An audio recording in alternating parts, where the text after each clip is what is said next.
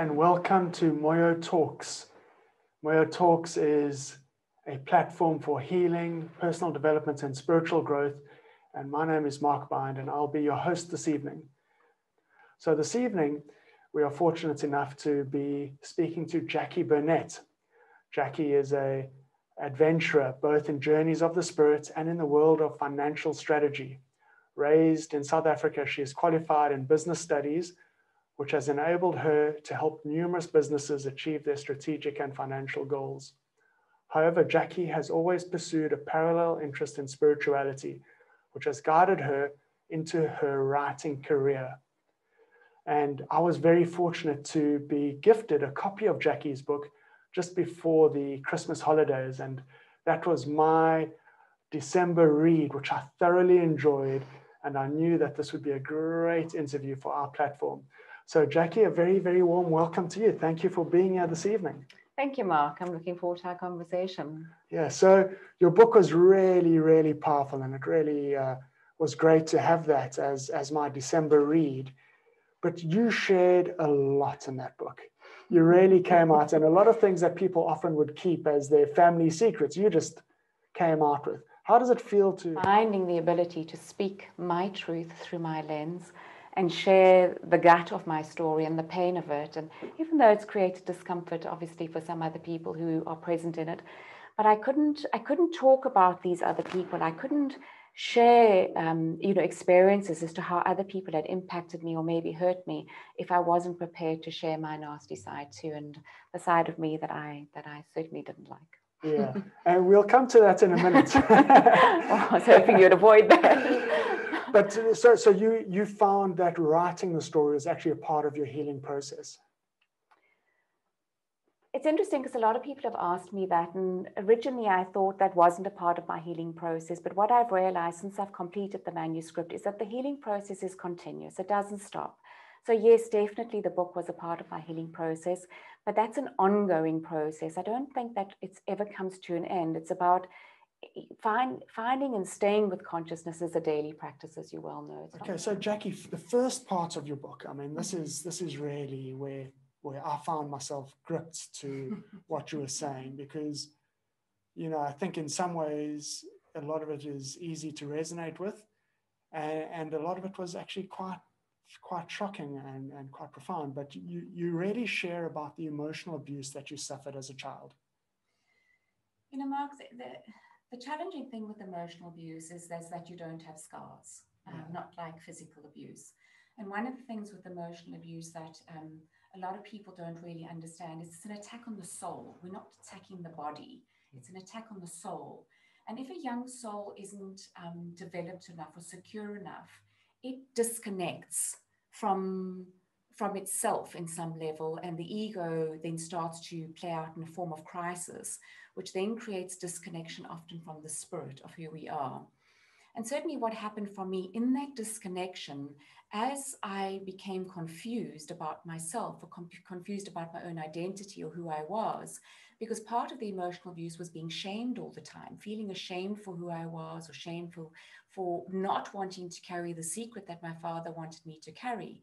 And in that disconnection, how it plays out is through illness in the body and the mind. So mental health issues, which as a result of my inner critic becoming so violent, believing these stories that my father was saying to me, ended up in me trying to take my life because I loathed myself so much. So I attempted suicide more than once. And so to try and sometimes explain what verbal abuse really means is often very hard because we don't have the picture of the bruise. And I know you actually asked me to do a reading from my book today, and I thought this would be appropriate time to actually do a reading and just share some of the turmoil that I was going through, so that people can get some sort of context to what I mean when you specifically talk about the emotional abuse and how hard it was for some of the readers to deal with.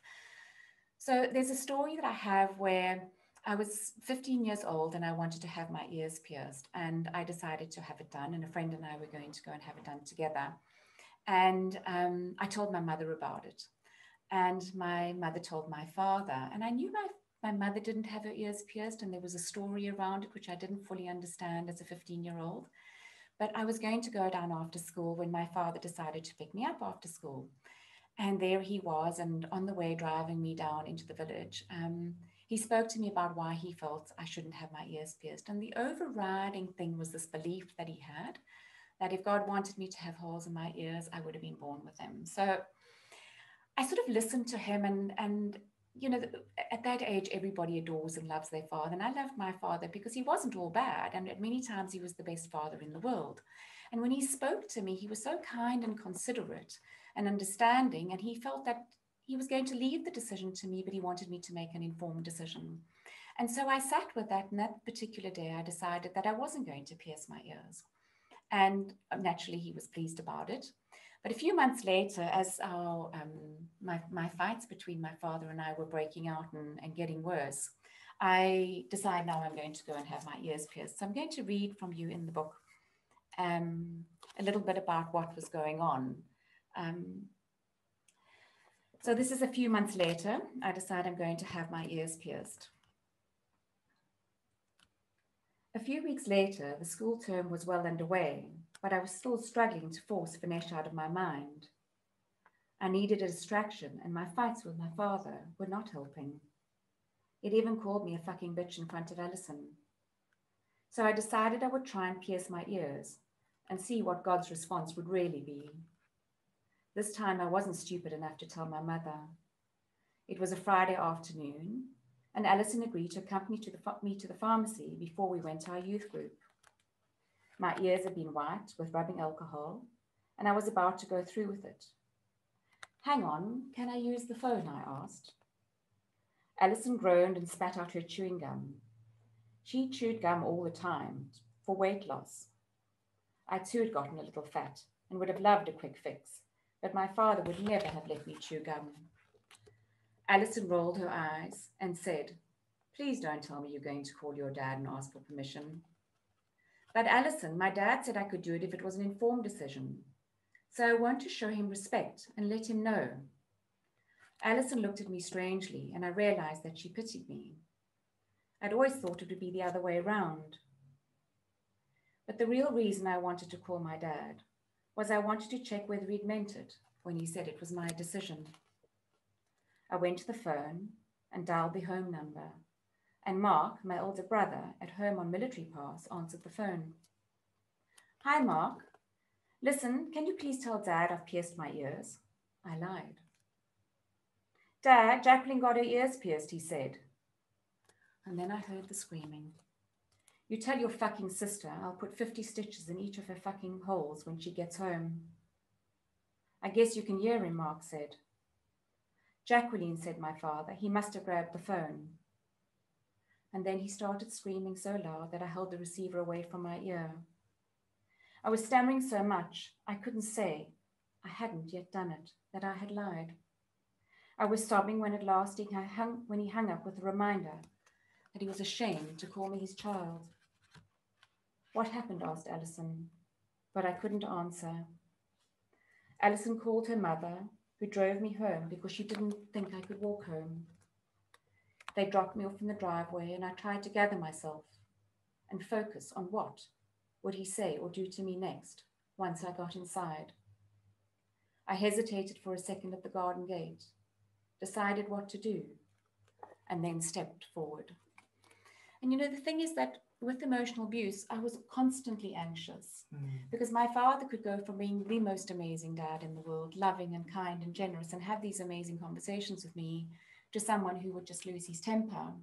And so I was constantly fearful of anything that I did, whether I would get a reaction from him or not.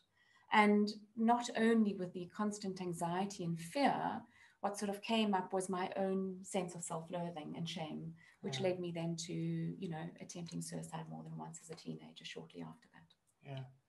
So what do you think the impact was of that continuous emotional abuse in childhood as you reached your adult years?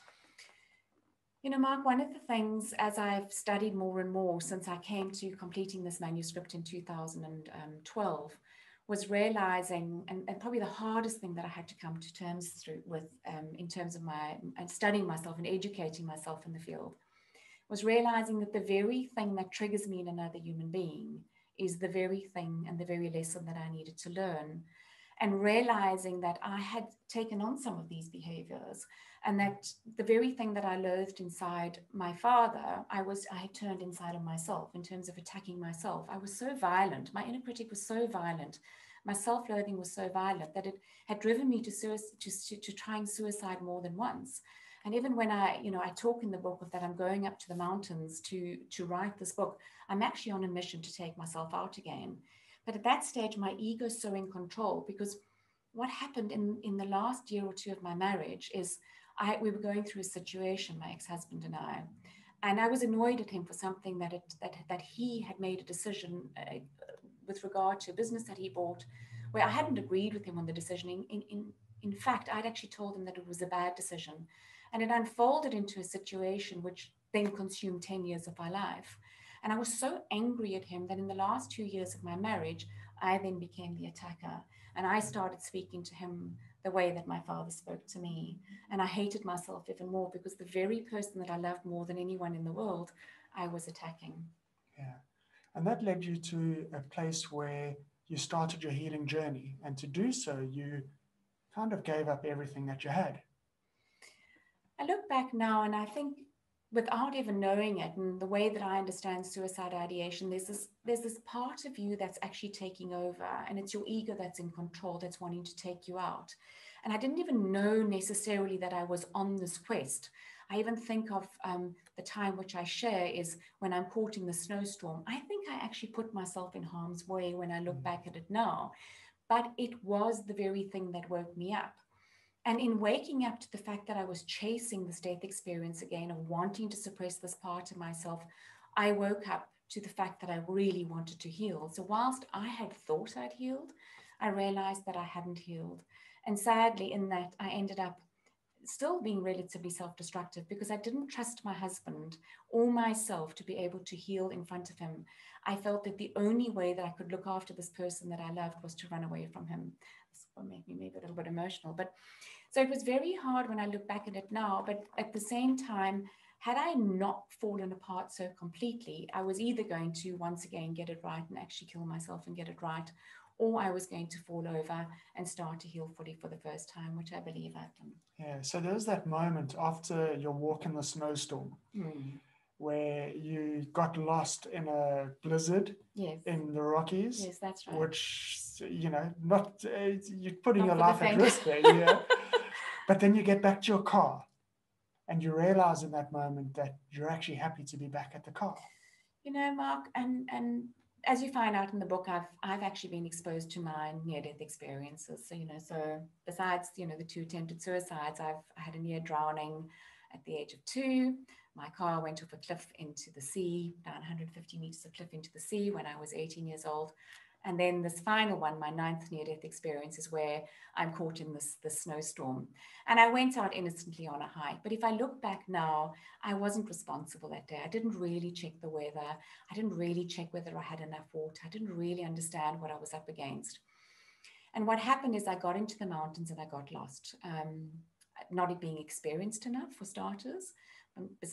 Despite the fact that I loved the solar hiking in the snow in my snowshoes and in tricky terrain at high altitudes.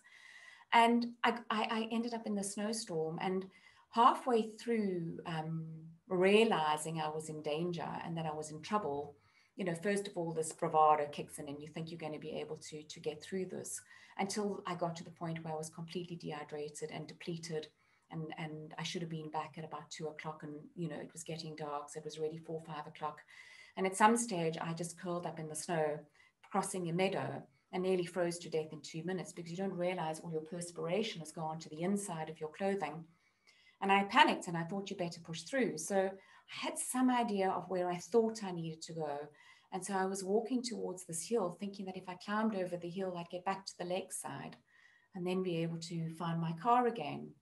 And what happened is I was so exhausted, I decided to lie down in the forest. And I've heard subsequent to that, what happens is when you get into that space where you are so dehydrated, you just lie down because you want to sleep.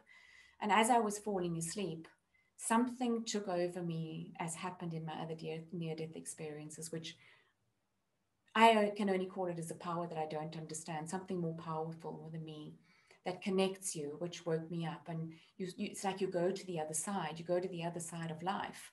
And in that moment, like it was when I had a near drowning at the age of 2 and actually had to be resuscitated, there's this moment where you know you're on the other side, but you can come back. And I wanted to live. I realized I wanted to live. And even though my ego was consciously trying to take me out, I was not conscious of it. It was in control of me. And I didn't like that person. And so when I came out of that experience, I just knew deep down inside that the damaged part of me finally needed to be healed. And that's really what I've worked on extensively, as you well know, as one of my healers over the last 9 years. So after that, do you find that your healing journey really kicked off to another level? Very much so. You know, I realized at a very young age, I was in my early 20s when I decided to first go to therapy. And my parents, the narrative was, oh, there was something wrong with me. That's why I needed to go to therapy. Yeah. A very good friend of mine at the time supported me and suggested it, and we spoke about it. And so I started therapy at the age of 20. And I carried on in therapy on and off throughout my life. But what I realized at that stage, and I say at that stage, I felt like I almost had a PhD in therapy because I'd done so much therapy. I needed more than talk therapy. And I started exploring avenues. And probably one of the best things that ever happened to me was making the decision to go and study in San Francisco at New Ventures West, which is a coaching school which focuses on integration, and it's integration of mind, body, and soul so that we can reconnect to our individual spirit in order to connect with source. And that's when I realized, besides my soul needing the therapeutic work, the talk therapy, I needed a lot of body therapy work and work to be able to heal the fact that my brain was firing in the amygdala brain, that I needed to, calm down centers of my brain, particularly, work on my alpha waves and my prefrontal cortex to heal. And as much as I went on that journey, I fell over so many times for the first 6 or 7 years. And it wasn't until I think October 2019, from about July to October 2019, that I really, really figured it out in terms of what I needed to heal fully. And I went back to trauma therapy. And I'm glad to say that since then, from suffering from chronic fibromyalgia, chronic migraines, suicide ideation, and a host of depression and other things, I'm pleased to say that I don't suffer from any of those things anymore, which I'm very grateful for. Yeah. And as you know, coming and doing work with someone like you and other healers has been fantastic for me. You also talk a lot about the idea of dealing with your limiting beliefs or beliefs that have been created. Did you find that you had adopted any limiting beliefs through your childhood experience, and how did you go about identifying and releasing them?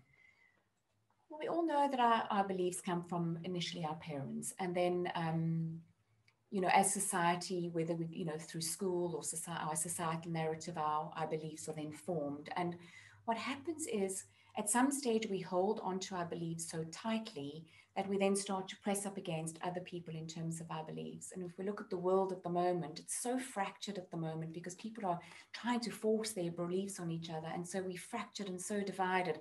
We just have to look at what's been happening in America, particularly over the last couple of years. From a political point of view, where people are pushing so hard on each other and creating hatred and war and fighting with each other. So yes, I definitely had beliefs that I had taken from my childhood. And even though, God bless his soul, I remember my grandmother saying to me that, when on my 21st, that the day that I was born, that, that God put me in front of my father to test my father. So it was difficult enough for my dad because he was a lot more conservative than me and I was just more liberal. But when we look at it, no child is born with anything other than pure love. And somewhere at the age of about 2, they start with all these why questions. And in these why questions, we as parents or as society start to answer with our why we believe something to be the way it is. And I'd like to give you a story because it's quite a sweet story. I was about 2 years old and I was in the post office with my one grand, my Oma. And she was a bubbly, vivacious woman who was kind and loving and very passionate about community and helping people all the time. And so we're in the post office and it's raining. And I see people outside, and I think these people must be invited inside, because I cannot understand why they are also there to buy their stamps, but they have to stand outside. So there's a little 2-year-old apparently beaten off to the door, and I'm inviting all these people in. Well, it's 1968 apartheid South Africa, so you can imagine the results of that, because the people that I were inviting in were people of color that didn't have the benefit of the privilege that I had of standing inside a building, which afforded me to be dry and not be rained on. And, you know, my Oma came running up and needed to bring an end to this, as well as a gentleman in the post office.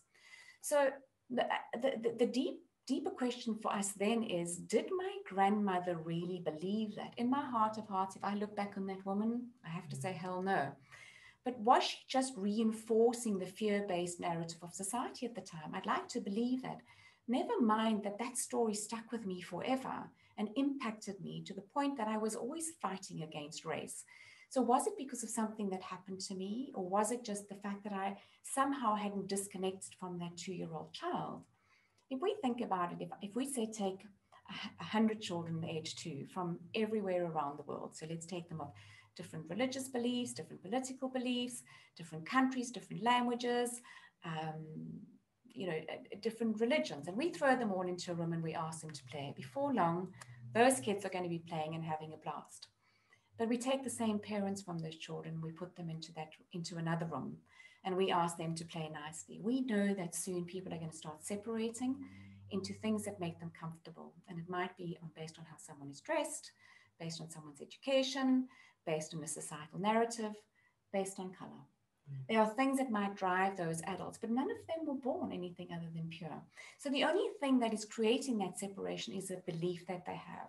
I know I'm going a long way around of saying, yes, my beliefs were such that first there were some of them that I didn't want to uncouple from, because to challenge our beliefs is so hard, because we're often rejected by our society or the people that love us. And that was the constant rub with my dad and I all the time. But as I'm going through life, every day of my life, I now find I have to actually question a belief in every moment that I'm triggered, because it's always coupled to something that is limited.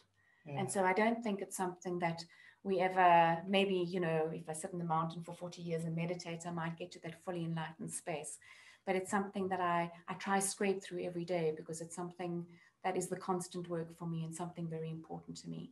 But yes, definitely, I have limiting beliefs that I'm still unfolding as we speak. And I suppose a lot of the conflict in your childhood was that conflict between your father's beliefs and yours. So your father's views on religion, earrings. I mean, I see you've had your ears pierced since then. I have. So you didn't adopt your father's belief on ears, and you challenged him on his religious beliefs as well. I had my ears pierced the day I left home. Yes. I think that's the thing, is that there was this constant rub against my father and I around a lot of beliefs. He was, very chauvinistic.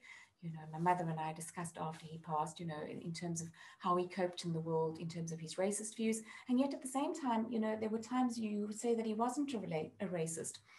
But yes, at the end of the day, my father's beliefs were a lot more conservative than mine. And, I was a liberal fool as far as he was concerned. But that's just Jackie. So part of your healing journey involved living in the United States for a period of time. And in the United States, you met a man and you had a romantic relationship. Tell us how that impacted your healing journey. Mark, when I think back on it now, one of the things that happened in that situation was I was hating myself so much. And then I met this human being who adored me. And in some ways, I think, not idolize me, but what happens when you're new in a relationship, everything about that person is fantastic. And I don't know why. Maybe because I was in a foreign country, maybe because he didn't know my societal narrative or the people. I just started telling him everything about my life, everything that I was ashamed of, all the secrets that I'd kept from my friends, from my own husband. I was telling the stranger, and he just accepted me. And he didn't judge any of it. And he was so compassionate and so understanding. And this relationship just, as well, maybe we don't want to give it away, do we? But this relationship impacted me in a big way. But I'm very grateful for it, because through that process, I realized that if someone else, if me sharing all of these stories and some stranger could love me, then I could share it with the world. Yeah. So in some ways, it allowed me to complete the book in a far more authentic way than the original manuscript that I wrote in 2000 and completed in 2012 to the final manuscript, which is the fifth manuscript that's at 100 rewrites, that is now in print. So as hard as it is in terms of some of the destruction that it caused, Yeah. there was a lot of beauty in it. But that is part of what the healing journey is about, is when you realize that everything that happened to you is a gift. You don't walk away from these traumatic experiences, but you start to understand why they came to you and how powerful they are. And when you can uncouple the emotional attachment that you have to the story, you don't leave it behind. You heal the inner child. You heal the child that was wounded. And then you take the story with you and you celebrate the story. So to me, it's no longer a shame story. Everything in here, including my father, is someone I love and someone I care for. Yes, I don't like everything he did. And at times I didn't respect him. And I certainly, even if I look back on it now, but once we get beyond the actual story, we realize that love is the most powerful thing. And then to be loved for what happened. Because as I sit here, I'm here now, I'm a healed person. None of that affects me. It's past. And I don't want to carry how I feel about it into the future. So I've changed my emotional relationship with the story. And so the story is actually quite beautiful and quite amazing. And I mean, hell, I've survived all of these things. And so now I celebrate it. I think it's fantastic that these things have happened to me. And it's not an ego narrative that I'm attached to it. I don't want to go, oh, yay, look what I've survived. Oh, look at me. I survived 9 near-death experiences. I'm grateful I have, because I'm here to tell the story through a different lens and a different filter. But at the same time, that lens and filter is given me the ability to heal from my physical ailments, from my mental health issues, and be here today as a far more integrated person than I've ever been in my life, for which I'm grateful. Yeah. So the character in the book, you name him Dan. Yes. Now, Dan had a very interesting relationship with his wife. Yes. And Dan helped you with part of your healing process. But I'm wondering how much you learned about yourself from Dan's relationship with his wife. I think the interesting thing for me is, and if you look at the parallels, so what happened is my mother came from probably a more chauvinistic upbringing as a result of the time that she grew up in the 40s and 50s in South Africa. And my father, I believe, was emotionally abusive towards her as well. Something she only unpacked with me in the last 3 years before she passed away last January, so 3 years before that, and that she can see it in terms of a different lens. She was always looking to love my father. She was always looking for the beauty in him, and that's why I often refer to her as my ultimate teacher. But despite that, my mother was in a toxic relationship in terms of emotional abuse. My father would give the boys a hiding. Girls, the only way that he could handle it was through the way that he spoke. Sometimes I think, when my mother and I look back to it, we thought maybe my dad suffered from something like bipolar, but we don't know that. What we do know is that we suffered this narrative and it impacted us. So my mother was emotionally abused by my father. I then took on my father's narrative with my husband, and I leave my husband in an attempt to save myself. And because I love him, I don't want him to have to suffer, this person that I believe I've become. But what I then see is Dan is actually in a relationship where his wife is doing the same. He's in the abused relationship. And like my mother, who felt she couldn't leave my father, he needed to heal in his way and couldn't uncouple himself from a relationship where he felt he needed to leave his wife. And how that journey played out, I don't know. I can only hope, and it's one of the things that I bless them is that I hope that they found full healing in their relationship. I can only imagine it was very hard. Sadly, my ex-husband and I never got that right. And yet today, we can sit in very difficult conversations with each other, uncomfortable conversations, and I can very easily say that I still love the man, and I actually believe that he still has an immense amount of love for me. But we've grown to a place of like and respect for our journey as well, and love for what we went through, which has been, I'm so grateful it was him to be able to have traveled not only in marriage with him, but apart from him to the place where we are, where I can honestly say he's just one of the dearest people in my life. Yeah. So we've got a question from an anonymous coming through there. Are you still in contact with Dan today? I don't know why people need to ask whether I'm in contact with Dan. No, I'm no longer in contact with Dan.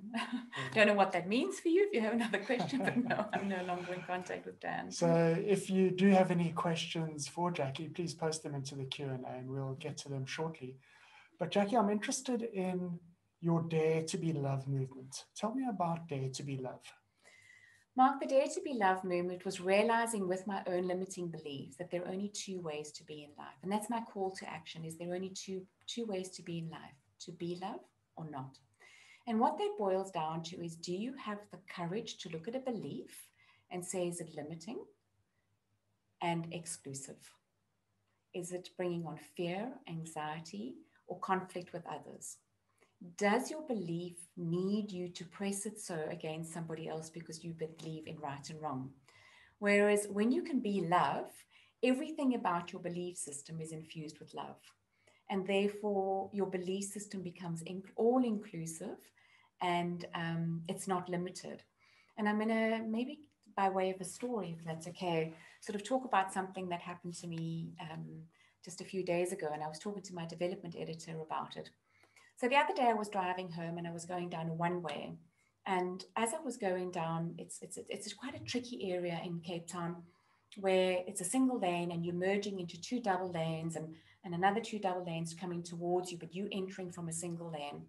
And as I was about to do that, I noticed there was this young chap walking along the side of the road who had the most beautiful dog, and I'm a complete animal lover, but the most beautiful little puppy out. And I was just like, oh, look at that beautiful puppy. And I was just enjoying this little dog. But I was driving slowly because it's a slow area, and I was driving slowly and I was driving towards the traffic light, and I looked up and it was green, and I thought, well, I always proceed slowly through there because of the amount of traffic, and there are often cars coming in. It's not a great spot. And I looked and the traffic light was green, and so I wanted to slowly accelerate through, and this young man just walked straight through, and I nearly hit the dog and him. And in that moment I braked and I stopped. And I made sure that the car behind me didn't go into me because I was aware of what was going on. And this young man started screaming at me, how dare you do what you do? And in that moment, I looked at the light and it was still green. And the car in front was still waiting for me. And instantly, my ego wanted to shout back at him and say, don't you see that the light is green? And I watched the 1,000 stories running past in terms of right and wrong. How could he scream at me? And as opposed to engaging in that, so that was my old belief, right and wrong. My old belief would have been, how dare he shout at me? I have probably 20 other stories that my ego would love to hook onto in terms of why I was so right. But in that moment, when I looked at that whole situation, it's the more I meditate and the more that I learn to be present in the current moment, they talk about time being an illusion. Time is an illusion because I was able to avoid an accident behind me, slowly accelerate and go through. And at no stage did this young man's energy penetrate mine. I wasn't triggered to have to react in any of those instances. Then someone asked me the other day, but don't you feel good about the fact that you were right? And I said, no, it's not about right and wrong. And my old belief system would have wanted to hook onto that and celebrate, look what I did, look what I did. It's not about that. There was just this moment of a miracle. And the more we can practice being present, the less anxiety we have, the less drama we have, and you can then, the noise doesn't come in. You can keep the noise out, and the miracle then can then be manifest. And I drove through the traffic light and carried on with my day and just celebrated the fact that it was a lovely day and felt good and sent love to, the chap who was very angry and wished him, because I don't know whether he was just being mean. I don't know whether he had a hangover. I don't know if he had had a fight with his girlfriend. I don't know if he had just had news that his mother died. It's irrelevant. All I know is that I didn't let something that ordinarily would have triggered me jump in. I didn't let my ego get hooked. Now that sounds fabulous because I still stuff it up 50 times a day. And you make it sound quite easy, but no! there must be some tools or some techniques that you've got that makes it easier, because I get it wrong so often, Mark, Most people get it wrong so often. Yes, of course, we're human. We have been trained so egotistically in the world at the moment towards be good academically, be good on the sports field. Yeah. So little work has been done in terms of educating us as souls. and almost no work is being done to educate us as spirits. And without that soul-spirit connection, it's almost impossible for us to be fully connected with Source. So for me, realizing that I was suffering with all of these ailments physically and emotionally, with mental health issues of depression and with physical ailments of chronic migraines, I was having seizures, I was suffering from chronic fibromyalgia. But when I started doing proper soul work and proper spirit work in the form of body modalities to heal the body, and in terms of other work around meditation and reading and really understanding the material, at least I can do it now. And when I do get it wrong, I can watch myself and go, oh, you messed that up. And then I can phone and apologize to the person the next day, which feels quite good. And I'm sure at times I don't even notice when I do it, but at least I'm getting it right some of the time, which leads me to believe that there is scope for us as human beings to create peace in the world and not press our beliefs on each other. And then, as I say, when I do, it's to be able to have compassion for myself and say, oh, and then I try and unpack what is the belief that's hooked into that. And often it's a belief to do with right or wrong, or that my belief system is better. And then I try and work with that, and I consciously look at it and I say, what is that belief system? And then I let go of it, and I open to a belief that allows me to bring love into my belief system. And every day I'm scraping through that. Yeah. And I do know that on the days that I meditate, I get it right more often than I don't. On the days that I'm off my cushion, it's a little bit more tricky. Yeah, I think you're right about that. I also noticed that. But you make such an interesting point that the world provides us with this education for our academics, and we're encouraged to make a lot of money and, you know, perhaps do well in sports.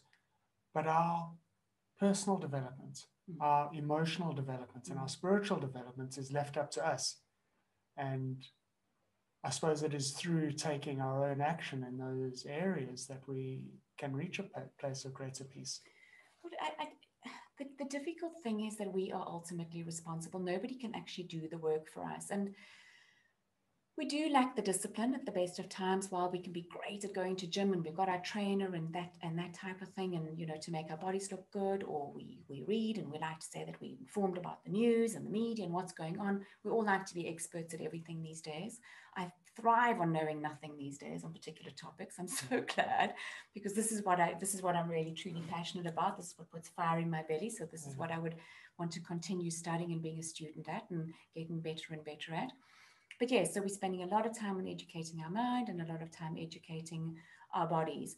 But what I've realized is the amount of time that I have to spend daily, because I'm also trying to reverse behavior of over, 5 decades. So I've got to create the practice and then live into it each day. So definitely for me, journaling, daily meditation, yoga, doing TRE, EMDR, various healing modalities, doing work with you, has definitely, is continually shifting my DNA and making it easier and easier for me.